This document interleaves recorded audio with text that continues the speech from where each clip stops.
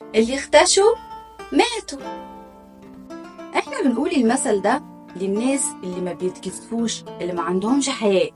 بنقوله كده بعفوية وما نعرفش القصة اللي ورا المثل ده ايه.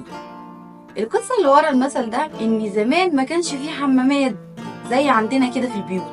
الحمامات كانت حمامات عامة، وكل ما حد يحب يستحمى او يغسل هدومه كان بيروح الحمام ده.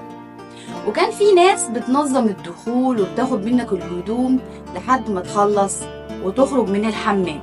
وفي يوم من الأيام حصل حريق كبير جدا في أكبر الحمامات دي، وكان يضم عدد كبير جدا من الناس. فخرج عدد كبير جدا من الناس اللي كانت جوه الحمام ده من غير هدوم خالص. ما اتكسفوش وما خافوش، كل كان همهم ان هم ينجوا